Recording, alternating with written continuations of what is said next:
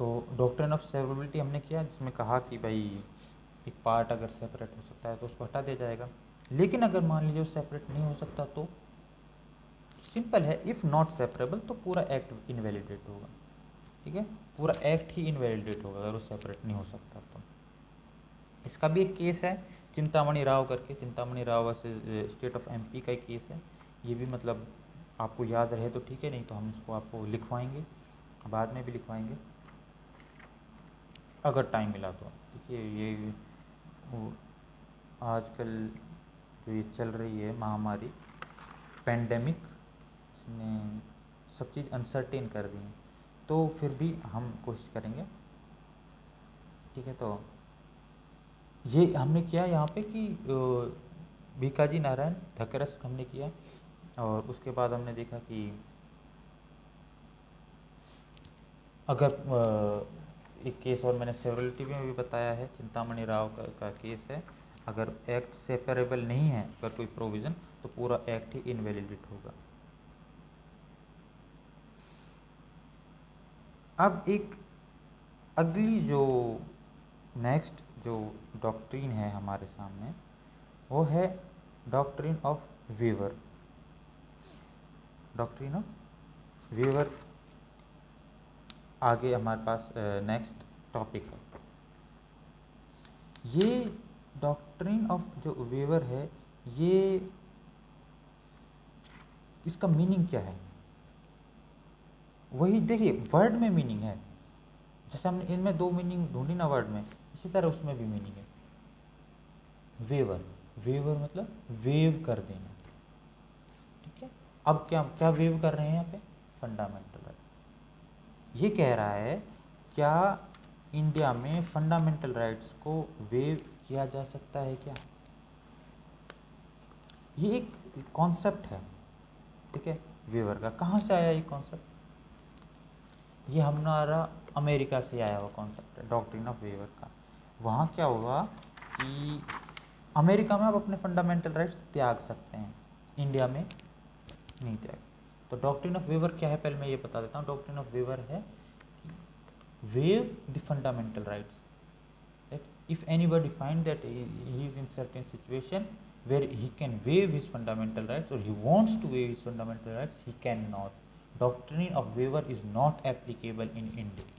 India में आप अपने फंडामेंटल राइट्स आप चाह के भी वेव नहीं कर सकते। ठीक है, जैसे है ना राइट, अब तो खैर राइट टू लाइफ में सुसाइड को इंक्लूड कर दिया है, पहले नहीं था। ठीक है, आप अपने जो राइट्स हैं आप कहेंगे नहीं मुझे इक्वल ट्रीट मत करो, मुझे तो नीचे कमज़ोर ट्रीट करो। ठीक है, या मुझे speech right to speech and expression नहीं चाहिए, मेरा गला दबा के रखो, मुझे बोलने मत दो। ठीक है, इस तरीके से नहीं किया जा सकता, आप अब वेव नहीं कर सकते फंडामेंटल राइट। लेकिन अमेरिका में आप अपने राइट्स वेव कर सकते हैं, वहाँ पे डॉक्ट्रिन ऑफ वेवर फोर्स होती है। एक केस है यूएसए का, बहुत बड़ा प्रोविज़न है, केस है मरबरी वर्सेस मेडिसन। इससे इतने इंस्पायर हुए हैं इतने constitution all over the world, अपना इंडिया नहीं हुआ।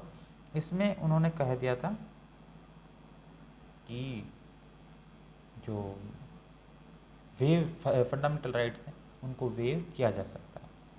ठीक है, तो यहाँ पे क्या कह रहा है कि अमेरिका में तो फंडामेंटल राइट्स वेव हो सकते हैं, लेकिन इंडिया में फंडामेंटल राइट्स वेव नहीं हो सकते। 1 मिनट प्लीज।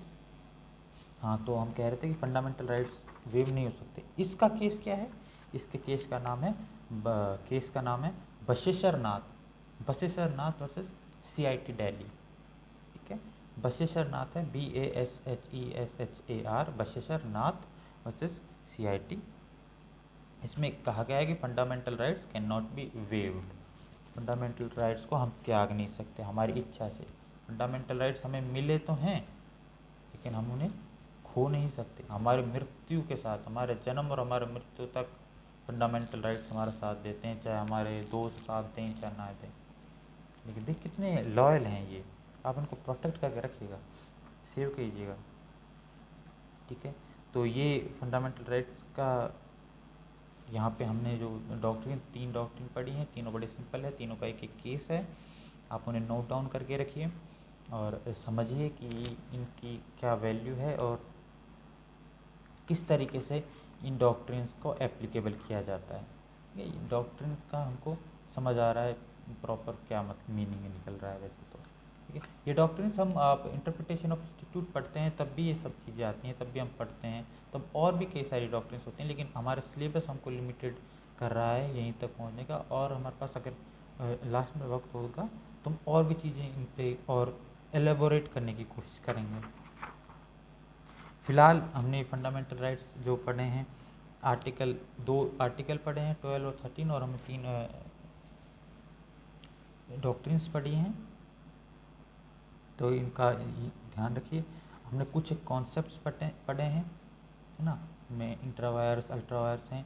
रेट्रोस्पेक्टिव इफेक्ट मैंने आपको बताया था क्या होता है। रेट्रो मतलब पता है, रेट्रो मूवीज सुना होगा, रेट्रो सॉन्ग्स, पुराना, पिछला, है ना, ओल्ड।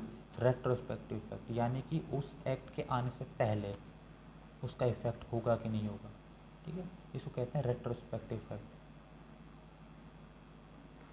तो ये भी एक बात बता दूं यहाँ पे कि फंडामेंटल राइट्स का रेट्रोस्पेक्टिव इफेक्ट नहीं है, ये पहले भी बता चुका हूँ लेकिन मैं वापस बता देता हूँ कि फंडामेंटल राइट्स का कोई रेट्रोस्पेक्टिव इफेक्ट नहीं होता।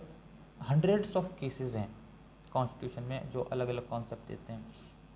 हम जो हमारा जो लास्ट टाइम जो रहेगा उस वक्त में मैं आपको भी प्रॉपर केसेस ही बताऊंगा, जो शायद मैं अभी नहीं बता रहा हूँ। अभी इसलिए नहीं बता रहा हूँ क्योंकि it will be hardship on you कि ज़बरदस्ती का कुछ आपको देना। बस वो मैंने जो डॉक्ट्रिन जिस केसेस आ रही थी वो केसेस बताए क्योंकि वो अर्जेंट हैं, अभी नीड ऑफ टाइम के हिसाब से वो बहुत ज़रूरी है।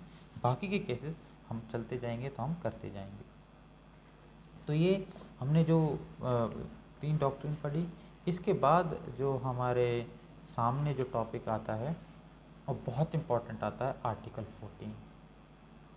एक छोटा सा आर्टिकल है, बहुत छोटा सा आर्टिकल है, लेकिन इम्पोर्टेंस इसकी इतनी ज़बरदस्त है।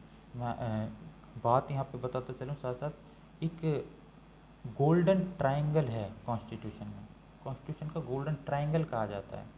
वो कहा जाता है आर्टिकल 14, आर्टिकल 19 और आर्टिकल 21 को। इसे कहते हैं गोल्डन ट्रायंगल। 14, 19 और 21 गोल्डन ट्रायंगल, ठीक है। याद रखना हमेशा, ये कॉम्पिटिटिव एग्जाम्स के पर्पज़ से हिसाब से भी बहुत इम्पोर्टेंट है। मैं ये इसलिए बताता जाता हूँ क्योंकि हमारे सामने चीज़ें आती जाती हैं और ये फिर हमारी जिम्मेदारी हो जाती है कि हम आपको फ्यूचर के लिए भी तैयार करें कि किस तरीके से आता है। तो ये बातें अगर अभी आप एक बार सुन भी लेंगे तो शायद कभी ना कभी हिट हो जाए, तो मैं इसलिए वो बातें भी बताता हूँ। थोड़ा टाइम कंज्यूमिंग है लेकिन एक चीज़ को इंटरेस्टिंग भी बनाए रखता है। इसके बाद हम आर्टिकल 14 पे आते हैं। आर्टिकल 14 को कहते हैं इक्वलिटी का राइट, राइट टू इक्वलिटी।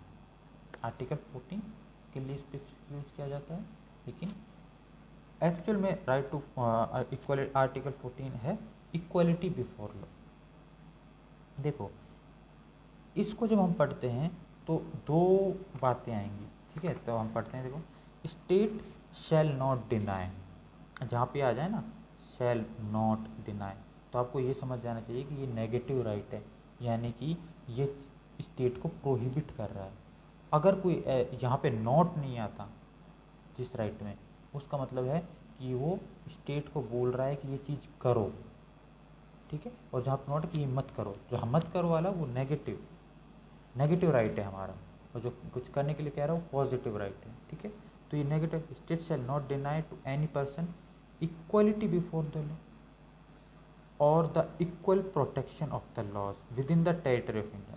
सिर्फ इंडिया की जिम्मेदारी लेता भाई, बाहर कौन क्या कर रहा है कॉन्स्टिट्यूशन को नहीं मतलब उस चीज़ से, ठीक है।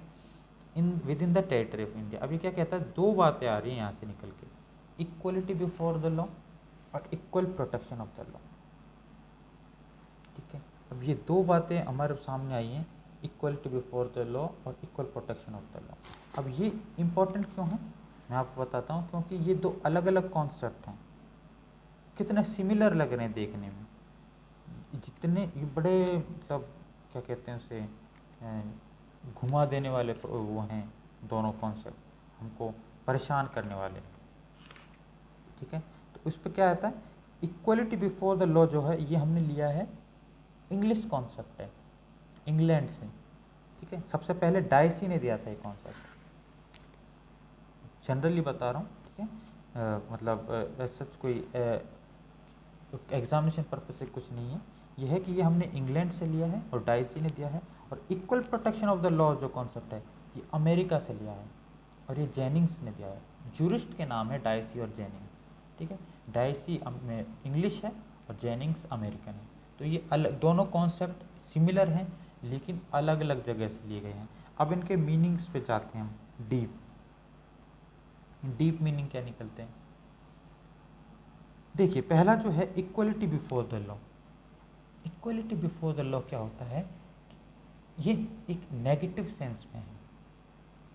ये नेगेटिव सेंस में कैसे है, state will not discriminate among the individuals, they treat, सबको इक्वल मानेगा, बिफोर द लॉ सभी इक्वल माने जाएंगे, ठीक है।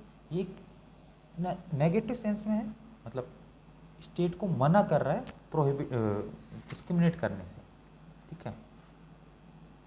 कॉन्सेप्ट है बड़ा ही क्लियर है जो कहता है कि भाई ना, आप जो है इक्वलिटी बिफोर लॉ में नेगेटिव कॉन्सेप्ट है जो कहता है किसी को फेवर नहीं करेगा इंडिविजुअल को, स्टेट सभी को इक्वल मानेगा।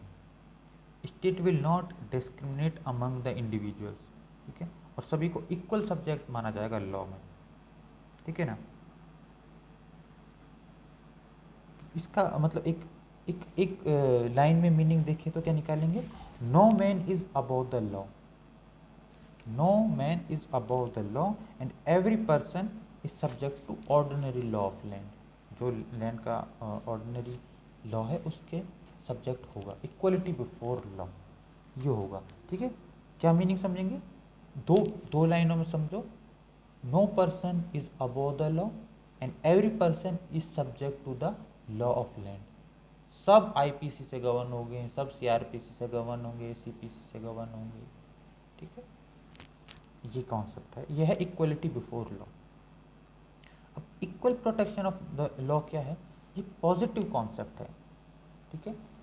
इक्वलिटी बिफोर लॉ प्रोहिबिट करता है और इक्वल प्रोटेक्शन ऑफ लॉ हमें राइट्स देता है, ठीक है।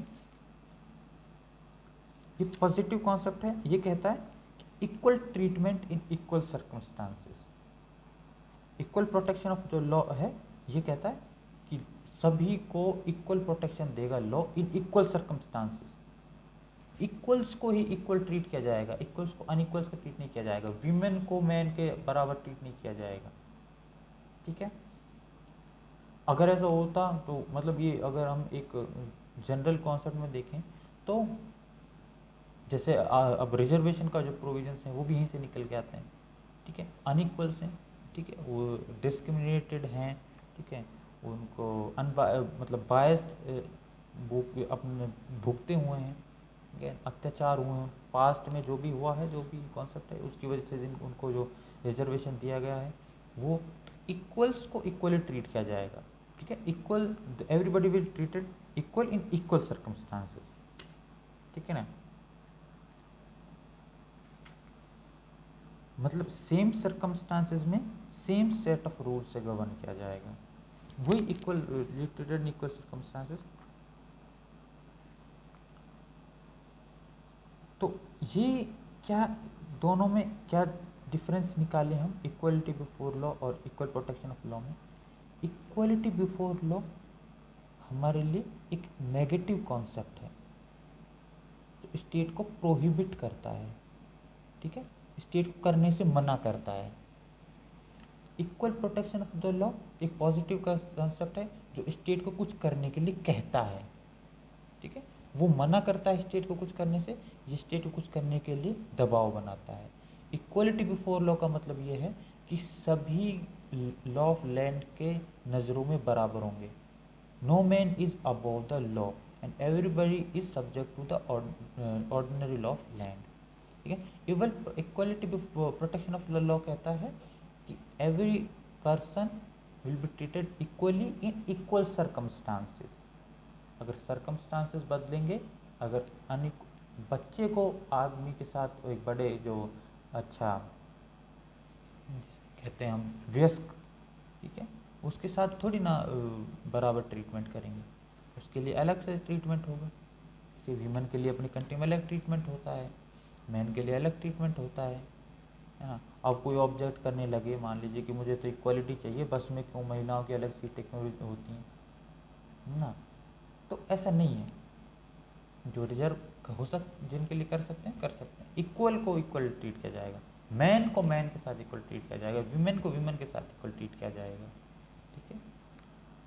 तो ये दो प्रिंसिपल्स हैं जिनको यहाँ पे इस आर्टिकल में इंक्लूड किया गया है, equality before law, equal protection of the law. अब हमसे कोई पूछे इनमें डिफरेंसेस क्या क्या होने चाहिए, तो मैंने आपको शुरू में बताया equality before law English concept है, equal protection of the law American concept है, वो डाइसी ने दिया है, वो जेनिंग्स ने दिया है, वो नेगेटिव कॉन्सेप्ट है, ये पॉजिटिव कॉन्सेप्ट है, ठीक है। ये इक्वलिटी कहता है कि सभी को everybody is equal in eyes of law, ठीक है। ये कहता है everybody is treated equally in equal circumstances, ठीक है। तो ये एक वाइडर कॉन्सेप्ट है इक्वलिटी बिफोर लॉ, सब चीज़ बहुत बड़ा कॉन्सेप्ट है। ये लिमिटेड कॉन्सेप्ट है, इक्वल सर्कमस्टांसेस की बात करता है, ये सर्कमस्टांशियल वे में चलता है, ये जनरल है, खुला, ठीक है। तो ये इनमें डिफरेंसेस हैं, जो इस दो कॉन्सेप्ट इनको अलग अलग लिखने की ज़रूरत पड़ी, ठीक है। तो इस तरीके से ये हमारे यहाँ पे आर्टिकल 14 से रिलेटेड हमने ये दो कॉन्सेप्ट क्लियर करें, बाकी हम नेक्स्ट वीडियो में डिस्कस करते हैं।